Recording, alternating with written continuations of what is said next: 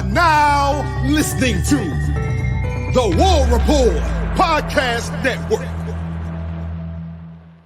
What is up, everybody? Welcome back to the College Loop Podcast, episode 257 of the College Loop Podcast. I am Dylan Larck, ABoyTech on Twitter, here to talk to you all day about yesterday's whatever that was that Auburn football put on tape. And I am so disheartened by what I saw on the field yesterday. That was an absolute joke of a game. I don't want to do too much hating, but this is going to be a rant. This entire episode is going to be a rant. I barely made notes for this game because I know everything I want to say. And I don't know how long this episode might be. I might get tired of talking about this game because this game was the worst loss of the season. I mean, Cal was up there, and I thought the Cal loss was the most embarrassing loss that we've had under the Hugh Freeze era. This game takes the cake. Auburn had a 21-10 lead with 14-12 left to go in the fourth quarter and squandered every ounce of it. And it was an absolute joke to watch. It was a joke to watch. Auburn had this game in hand. Auburn had this game in the bag and lost it. Not that Oklahoma didn't play well to end out the game, but Auburn outplayed Oklahoma in every facet of offensive play. Had them beat in rushing yards, had them well beat in passing yards. But Auburn yet again can't win the turnover battle. They give up an interception that turns to a pick six, which didn't give them the lead, but definitely I would vote that was the turning point of the game. That was the game-winning touchdown because Auburn lost that game after that pick six because of bad play calling, because of bad execution, because of everything that could have gone wrong, went wrong. I don't know where you go from here. Georgia is next week. And Georgia looked pretty good despite losing to Alabama. They came back and won. They came back from a deficit and looked really good until they gave up a big touchdown to Ryan Williams, who was also really good. This Auburn team is not going to win football games if they continuously desire the need. If they desire to lose. This team loves to lose because they find ways to lose. It's crazy to me. Auburn can finally have a game where they only turn over the ball one time and they still find a way to lose in the most, Benny Hill way possible. Just completely bad execution. That pick six was terrible. I don't know why you're passing the ball in that situation when you have the clock on your side. You're trying to get Oklahoma to burn the timeouts, and they're burning a couple. But you keep passing the ball. You call an RPO. Hugh Freeze gets mad at Peyton Thorne and even says at that moment, like, we should not have given Peyton Thorne the opportunity to make that decision. Don't call an RPO in that situation. Call in just a run. Just call a run. Just call the run. The absolute inability to just hand the ball off to Jarquez Hunter is a major reason why Auburn lost this game. It is a major reason. For the lack of giving the ball to Jarquez Hunter, Auburn lost this game. Points off the board were taken off the board, not by Oklahoma's defense, by Auburn's offense. The best defense for Auburn's offense this year is the Auburn offense. It is laughable at this point. You get the ball on the 1 yard line. It's fourth down. You already called a play with Sam Jackson to run the ball for no gain. What do? You call the same play again.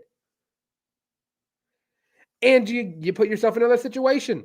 Then you put Jarquez back out there. You put Peyton Thorne back on the field. And then Peyton Thorne keeps the ball. It is laughable. That is the whole thing about this. And there's a Oklahoma fan in the comment section as we speak. It's laughable. Auburn won this game and then chose to lose it. With 14 minutes left in this game, Auburn was dead set on losing this game. They allowed big plays to get made. The defense, I'm not going to put this game on the defense whatsoever. The defense gave up one big play all day. That 160-yard catch, Kyan Lee got beat by a guy who is 6'5". That's going to happen. That's how height works in football.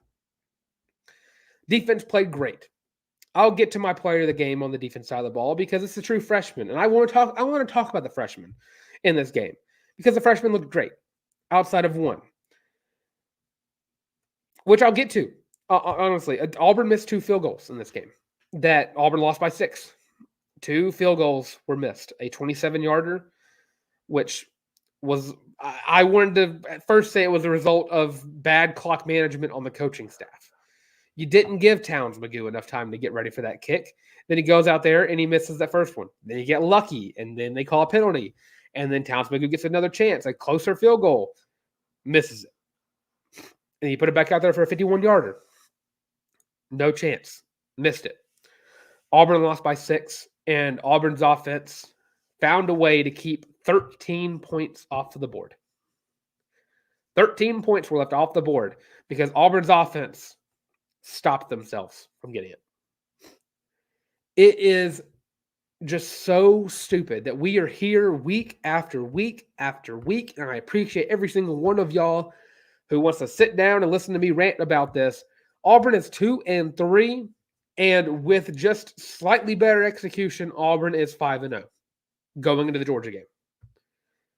There is a world where Auburn does not have 2 games where they throw 5 interceptions and it keeps their lead in this game. Auburn should be 5-0. Auburn should be 5-0, ranked, and playing Georgia next week in what would be one of the games of the week next week. Auburn would have a better record than Georgia would at this moment if that were to happen.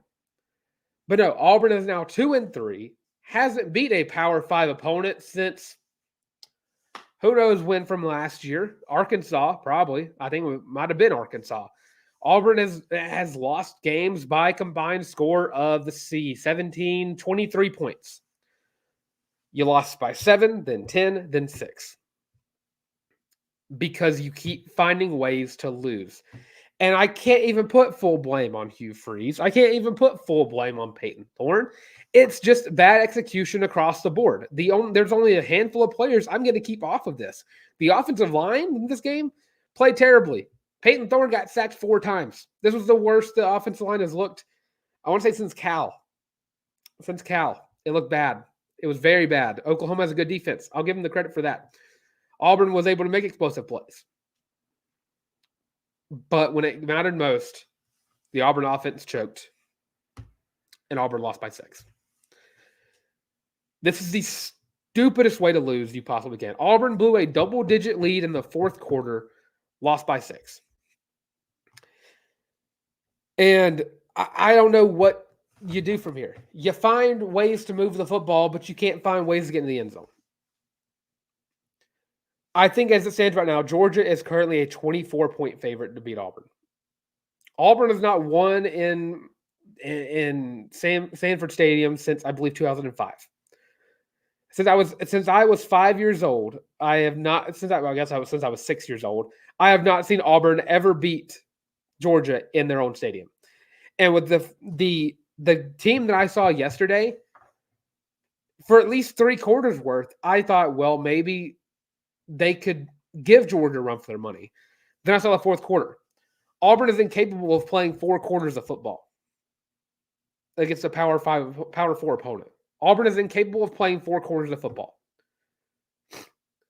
So I'm saying right now, I don't think Auburn stands a chance against Georgia, which, I mean, I don't think I would have anyways, but I'm sure as mess not confident in this game after what I saw. I am eagerly awaiting what answers Hugh Freeze has tomorrow.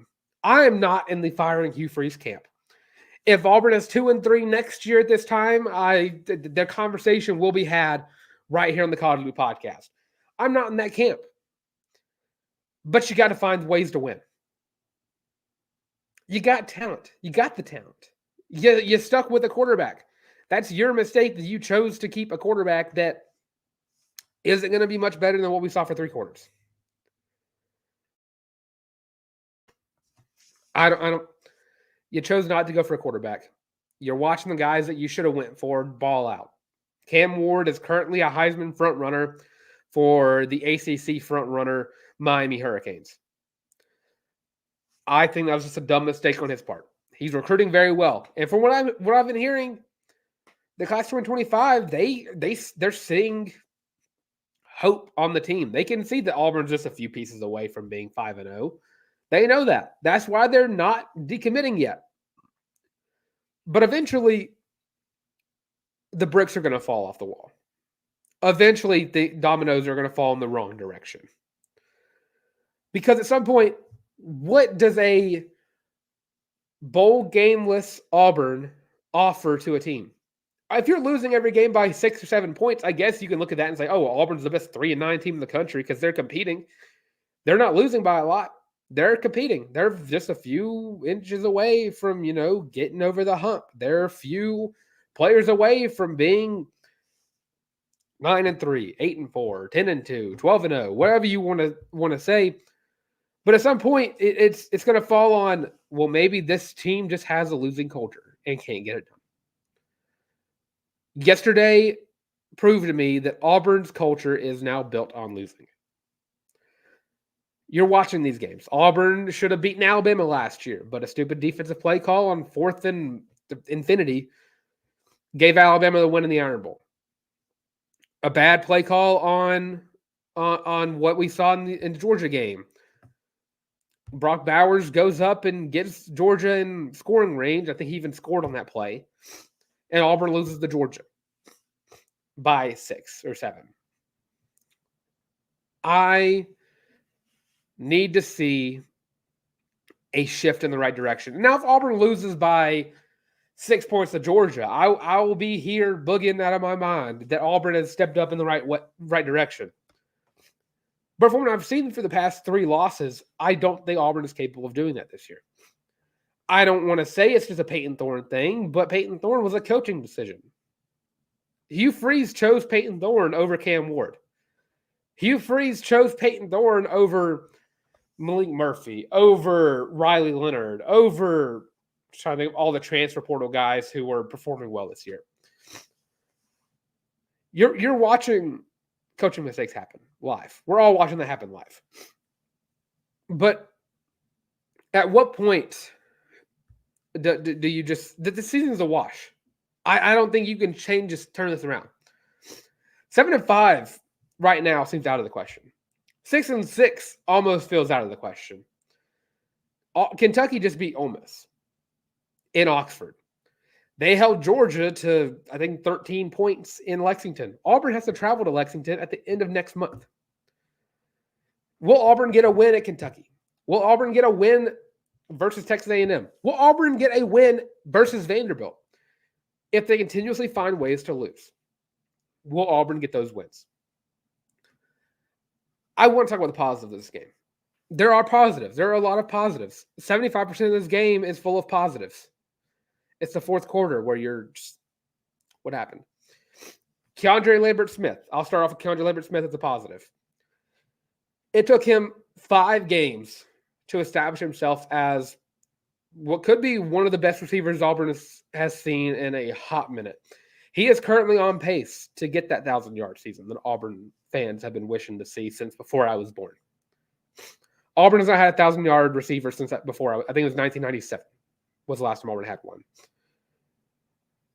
He has been outstanding. He has made great catches. He has been the wide receiver one that Auburn has been waiting for a long time.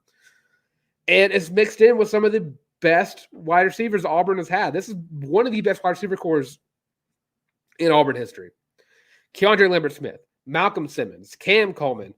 You got Rivaldo Fairweather that needs to be used more. Perry Thompson has balled out whenever he's gotten the ball thrown to him. Robert Lewis has had moments where he has just made plays happen. You have all of this talent at your wide receiver room, and it gets overshadowed by the guy throwing the football to him. Because you never know now. Where the pass is going to go? Is it going to go to an Auburn receiver? Is it going to go to a defender that's going to go the other way? You don't know. But a positive of this game was the wide receiver core. Again, Keandre Lambert-Smith, 5 catches, 77 yards, and a touchdown. An absolutely amazing touchdown that made me audibly scream and cheer for what I saw. Keandre gets my player of the game, offensive player of the game for his another performance that he does that just almost feels like we're wasting a year of Keandre Lambert-Smith. He's going to get drafted. It's going to be Keandre Lambert-Smith, Auburn, when he gets drafted because he's been balling out. Another positive of this game is Jarquez Hunter. He had 17 carries, 97 yards, no touchdowns because the Auburn, whoever's calling plays, i.e., Hugh Freeze, chose not to give Jarquez a touchdown. Really just chose not to give him a touchdown. But Quez made a lot of great plays. Auburn started in bad field goal, in bad just range in general. I think they started on like the 2-yard line, 3-yard line, somewhere around there. And first play of that drive, he broke through and got like an 11-yard rush. And we mixed in a lot of Damari Austin too. I think Damari kind of offered a nice punch after you take Jarquez out and take a breather. And I just don't understand the play calling of taking him out of the game at times. I don't understand what people are, or what you're thinking in that situation. And I know some people, I said a couple weeks ago, because Jarquez looked sluggish in one of those games. I think it was Cal. I don't think it was Arkansas. But he looked sluggish. And then this game came around, and he looked like Jarquez Hunter is supposed to look. And then Damari came in and had great plays. But I just can't get over why, when the run game is working, why do you move away from it? Why are you avoiding running the ball when it comes down to it? Like, there's a lot of positives take from the offense in this game.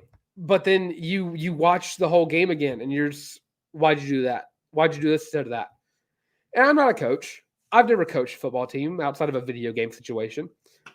But when I'm playing those video games and something is working, I don't stop doing it. And whether or not that be just me finding a play that works and it's cheesy, if it's working, I'm not going to stop doing it.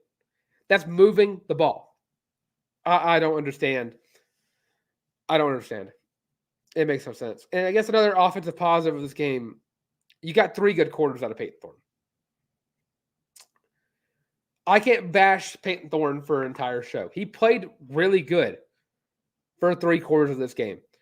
21 of 32, 338 yards, and 3 touchdowns. Also had 34 yards on this game as well. 23 yards rushing. But also, he had 57, but he got sacked 4 times. You had 3 great quarters of Peyton Thorne. The issue is he's Peyton Thorne. And eventually you're going to see him do what he's been doing all year, is make those bad decisions. RPO, you're going to pass the ball. We're trying to control the clock. Let's pass the ball here. Let's throw 2 incompletions. Let's throw an interception on 3rd down. But then play calling comes into play on that. On 3rd and 4, why are you going 5 wide? Why are you going 5 wide on 3rd and 4? If I'm looking at this, Jarquez Hunter averaged 5.7 yards per carry yesterday. And on 3rd and 4, you're passing the ball? I don't understand that. And the other 2 plays, RPO plays that I'm talking about with those. I know there's a play in between those. Why are you giving them the option? Why is the option even there? At that point in the game, you were trying to kill the clock. You need to get control of the game and keep control of the game.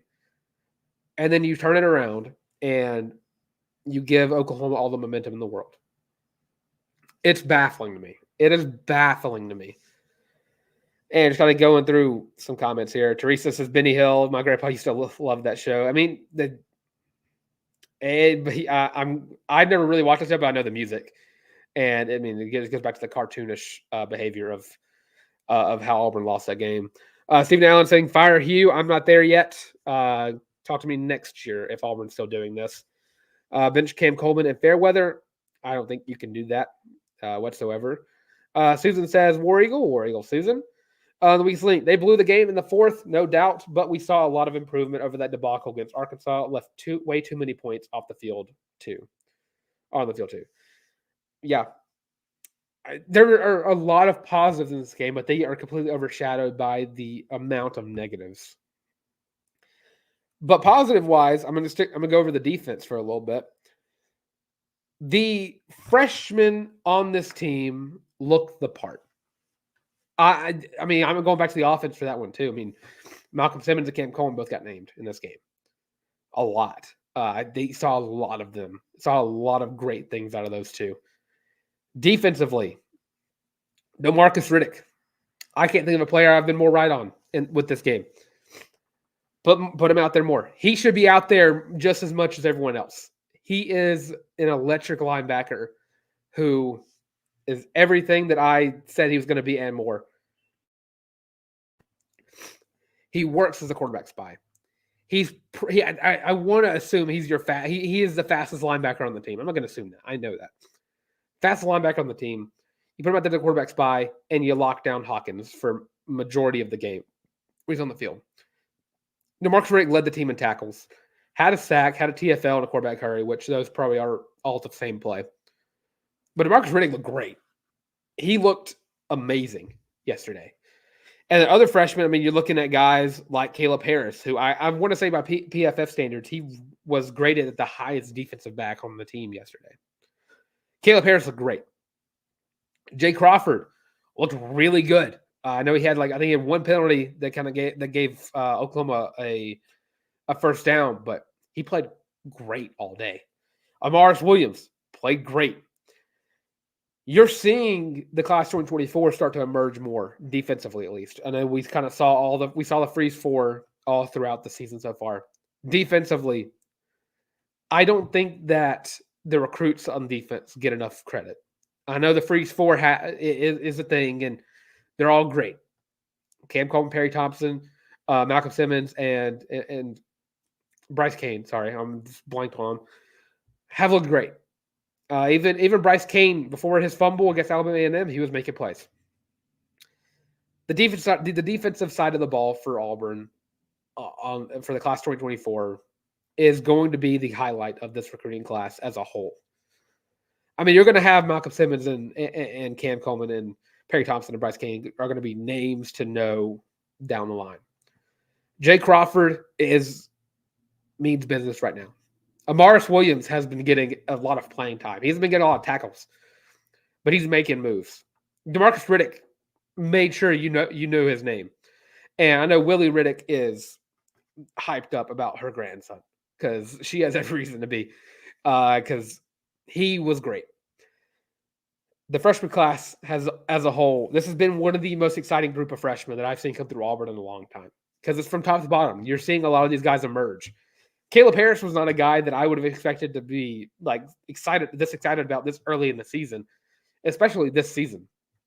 I didn't think he was going to be a good guy to get in early like this. I know Caleb Harris, I think he not really class 2024. Or am I blanking? Caleb Harris was class 2023 or 20. I'm not going to look it up. I think I've confused myself. But this freshman class has looked great. I know he's a redshirt freshman, if anything. But that they've been great. And class 24. Okay, yeah. Making sure I was going to confuse with another safety from class 23. Class 24 has looked great. Overall, it's been great. Defensive player of the game for me is DeMarcus Riddick. Don't think it's going to be the last time I give him that honors throughout the remainder of the season. Auburn has, I'm not going to count Carson Beck, even though I know he can run if he wants to. But looking down the line, Brady Cook can run the ball if he wants to. Then you got Marcel Reed at Texas A&M, and then Jalen Moreau are also on the list, and Diego Pavia. You got three dual threat guys who you're going to have to rely on, these linebackers like DeMarcus Riddick, to make plays. And it's a lot. I mean, I'm excited for the future of this team. I think a lot of people are excited about the future of this team. But right now, it's disappointing to watch. So hopefully it gets fixed. But I don't expect it to get fixed before a bye week. You have Georgia on the 5th, and then after that, you'll have a bye week. And hopefully by then you get answers. Hopefully that next week you get answers for your team. You figure out which works best, who works better with the offense. I don't think you bench Peyton Thorne. I don't think you can right now.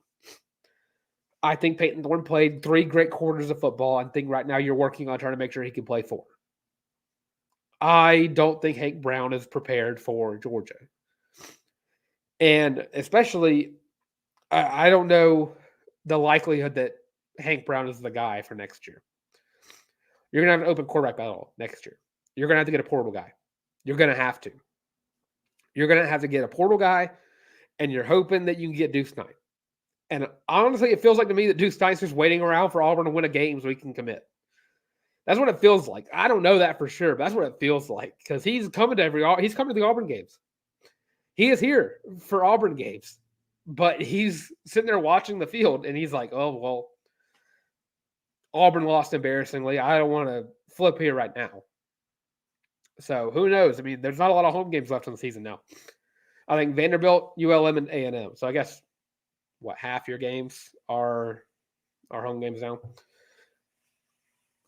I want to say that if Auburn goes, worst case is 3-9, that you don't lose your 25 recruiting class. Jared Smith has been one of those guys that have been to a bunch of the games, and he's been saying, there's a few pieces missing. He's saying we a lot. What I'm loving about the recruiting class is they're already ready. They're like, okay, well, we are going to change things. When we come in, you're not going to see these games anymore. And that's something to look forward to. I think Auburn fans have a lot to get excited for with the future of Auburn football. But this can't happen next year. This can't happen. Because then at that point, you're right back to square one and you're paying another buyout. John Cohen understands at least he feels like this is a rebuild. I don't think it should be a rebuild. Auburn is not a team that rebuilds. Or Auburn shouldn't be a team that rebuilds. Auburn should be a team that has to reload every year. It's a top 15 program in college football history. Seasons like this shouldn't happen. And regardless, looking forward to the future. Hopefully you're not going to get too far into it where you just kind of throw the season away completely and you're not trying to win games anymore. You got talent.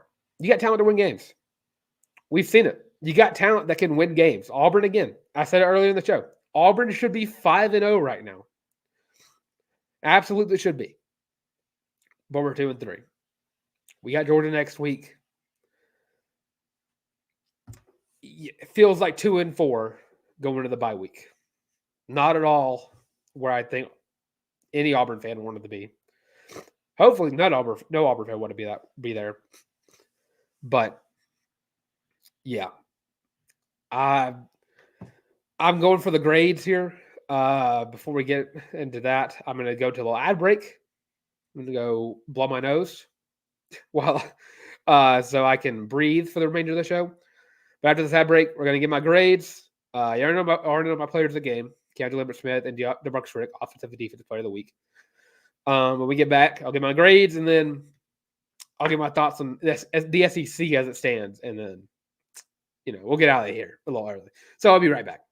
Are you tired of having to rummage through just clothes after clothes after clothes looking for something to wear? Are you tired of your friends making fun of you for your terrible fashion sense? Well, do we have the shirt for you? Go to thewarreport.com, get your laptop out and do it right now. Go to the shop and get your very own Feelin' Loopy t-shirt as well as your college loop hat, and you can get both of them for only $25 each. Plus shipping and handling, of course. But with that, now back to your regular scheduled program. And of course, those are available on thewarreport.com. Click shop, first page, college loop hat, which I'm currently wearing. Most comfortable hat I own, and I own a lot of hats. And also the Feelin' Loopy t-shirt, also most comfortable shirt I own as well. And I own a lot of shirts too. Favorite two items to wear. Currently repping a college loop polo that I had made. So rocking with that as we stand. But yeah, go check those out. Halloween's just around the corner. I've heard the hot ticket costume for this year is the Looper. So go check that out and go buy those today. But of course, the best way you can support the show is by, of course, liking and subscribing. Leave your grades for how you think Auburn performed yesterday, and leave your thoughts on moving forward. What do you think would fix Auburn? What do you think would fix Auburn? So, with that, grades for this game, and the issue is both of them are going to be well into the passing grades. Auburn's offense is going to get a B-. You had A+ work all the way through, and then at the end of the semester, you got senioritis and gave up. Dropped down from an A+ to a B-. You finally had promise. Then you threw a 64, 67-yard pick six. I'm trying to think which one is it. Let's see, 63. There you go, 63. Throw a 63-yard interception. Drops your grade down to a B-. A lot higher than it's been. You were a C. You were a C student until this game, and then you turned it around. But you resorted back to what you do best, which is turning over the football in key moments. Does suck. Defense, gonna give them I'm gonna stay with an A-. Up until the last part of the game, I mean, Auburn didn't give up any big plays. Yeah, you held the defense, you held the offense to low totals all around. You held them below 300 total yards, if I'm not mistaken. And if not, it was really close. 268 yards. Held them under 300 yards, which is great. You held them under. You had a low rushing total. You did not allow them to get a lot of passing yards. I mean, outside of the 160-yard pass down the field, I mean, you held them under 100 yards for a good chunk of that game. One bad play. There you go. The offense or the defense played great. You had freshmen come out and look great. You get an A-. Special teams, if you had to get a grade, special teams, then you get an F. You tried, but you had 2 missed field goals that, would have split the difference of the game. So that before we get into that, so I got some comments. We just think there's so many young guys out there in the field that there is a lot to look forward to in the future if we can hold it together. Very true on that. Susan Skell says it's not a rebuild. Should never be with Auburn. And we just think again, it may not be a rebuild, but you have to accept reality. This season is a wash. If they can hold it together, we have a good chance turning this around next year. That's all you can hope for. I mean, we're 5 games into the year, and we're already getting ready for what Auburn could do next year. That should never be the mindset of any fan base ever. But teams with a lot to look forward to this year, at least. Some of them on Auburn's schedule. A couple of them on Auburn's schedule. Kentucky beating Ole Miss. I'll start with that one. I watched this game up until I had to get on the get on the War Poor pregame show, and I was trying to watch it. I mean, I was sitting right here. I was like, I had my head turned over here. I was trying to watch it from an angle, and I was trying to follow along with the comments, trying to figure out what was going on, and finding out that Ole Miss lost to Kentucky because of a missed field goal. I had the heartiest laugh I have ever had in my entire life. I should have went back and saved it and got the clip, but it was hilarious. Watching Lane Kiffin lose after all the crap that he talked about.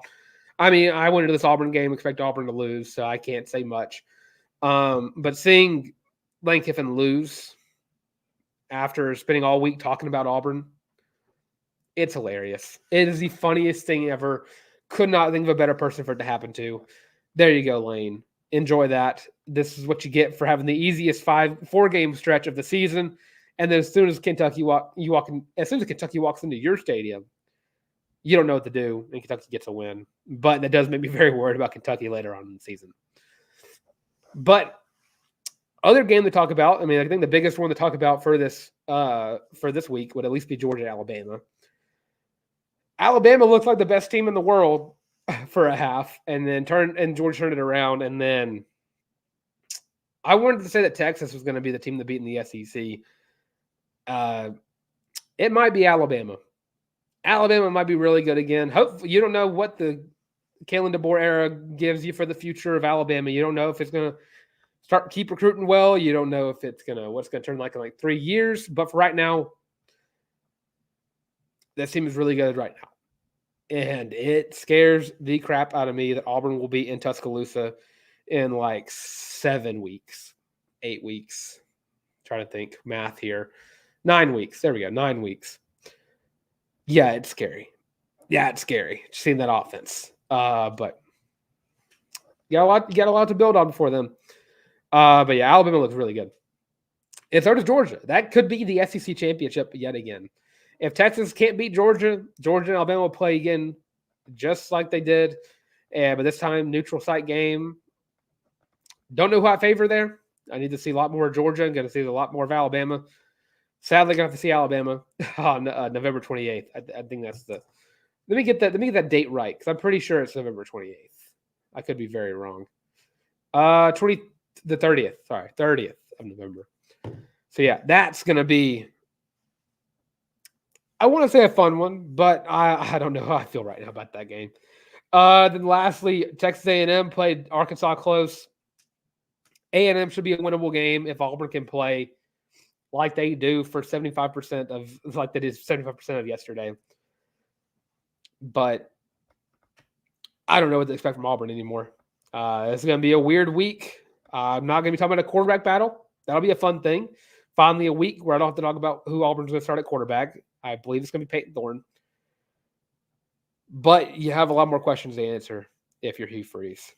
And I see Daniel Denny right there. Firing Hugh Freeze would be the most Jabba thing ever. Yeah. Don't think firing Hugh Freeze will solve anything. I think it causes more problems than it would solve, because at that point, if you fire Hugh Freeze, you lose the recruiting class. You lose a lot of the 24 recruits, and you're going to lose 23 recruits too. So I don't know why people want to fire Freeze after a year and a half. It's the weirdest thing to me is the hot seat culture built in college football, that when a coach isn't winning championships by a year and a half, fire him. Auburn is, I want to say Auburn is still paying Brian Harsin and Gus Malzahn's buyouts. I don't think Gus anymore, because Gus got another job. But we got to stop paying for buyouts. If you freeze us 2-4, 2-3 by next year, then the conversation will start to be had seriously. But right now, just shut up. That's my best advice I can give you right now. Is if you think Hugh Freeze should be fired right now, just shut up. College basketball is right around the corner. November 1st, Auburn basketball starts up with the exhibition game. I'm trying to think. I know the Auburn basketball in total starts then, but I think Auburn women's basketball also starts on November 1st, if I'm not mistaken. November 1st or somewhere around there. November 4th. So all I can say is, or October 31st. There we go. Play LaGrange College in an exhibition game. All I can say, go buy season tickets to Auburn basketball and women's basketball. Go support those teams during the fall and support them in the spring too. Auburn's got a lot of great sports to offer. I'm getting excited for Auburn basketball. Y'all should too. Auburn football. Conversation to be had if Auburn will make it to a bowl game. But that'll do it for this installment of the College Loop Podcast. Thank you all for watching. Make sure you like, comment, subscribe. We're getting so close to 900 subscribers, which means we're also getting very close to 1,000.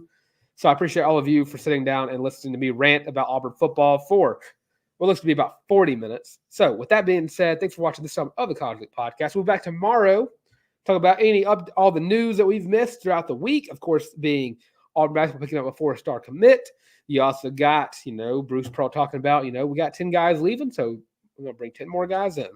And, of course, can't forget the fact that power rankings are going to be out, and talk a little Auburn women's basketball as well. So check that out on the Tuesday show of the College Loop. But with that being said, thanks for watching this live installment of the College Loop. And with all that being said, War Eagle anyways.